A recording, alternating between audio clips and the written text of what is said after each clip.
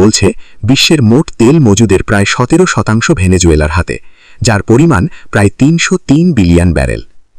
একসময় ভেনেজুয়েলার তেলের সবচেয়ে বড় ক্রেতা ছিল যুক্তরাষ্ট্র, কিন্তু নিষেধাজ্ঞা জারির পর সেই সম্পর্ক বদলে গেছে।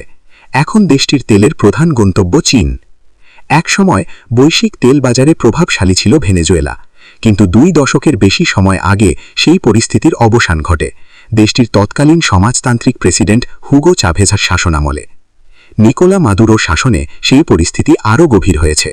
দেশটির আভ্যন্তরীণ তেল শিল্প কার্যত ভেঙে পড়েছে, ফলে বৈশ্বিক সরবরাহের হিসাবে ভেনেজুয়েলা এখনও ঠিক শূন্যের কোঠায় না পড়লেও বাস্তবে তারা প্রায় গুরুত্বহীন হয়ে পড়েছে। বিশ্লেষকেরার মতে ভেনেজুয়েলা সরকার পতনের কারণে মার্কিন তেল কোম্পানিগুলোর জন্য সুযোগ তৈরি হতে পারে, যদিও তাদের সামনে বন্ধুর পথ। সেখানে গিয়ে তারা জটিল ও বিশৃঙ্খল পরিস্থিতিতে জড়িয়ে পড়তে পারে।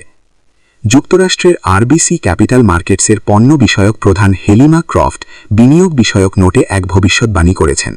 তিনি লিখেছেন, ট্রাম্পের চাপের কারণে মার্কিন তেল কোম্পানিগুলোকে অনেকটা সরকারি দায়িত্বের মতো করে অবকাঠামো উন্নয়ন ও সক্ষমতা বৃদ্ধিতে কাজে নামতে হতে পারে। ট্রাম্প ব্যবসায়ী মানুষ, সবকিছুকেই তিনি ব্যবসায়িক স্বার্থে দেখেন। বিশ্ব বাণিজ্য সংস্থা WTO বিভিন্ন বৈশ্বিক সংস্থাকে অগ্রাহ্য করে তিনি বিশ্বায়নকে বুড়ো আঙ্গুল দেখিয়ে চলেছেন, যদিও এই বিশ্বায়ন ব্যবস্থা গড়ে তোলায় যুক্তরাষ্ট্রই সময় নেতৃত্ব দিয়েছে। ভেনেজুয়েলায় মার্কিন আগ্রাসনও সেই ব্যবসায়িক স্বার্থ বৃদ্ধির সঙ্গে জড়িত। সেই সঙ্গে ট্রাম্প জীবাশ্ম জ্বালানিতে বিশ্বাস করেন।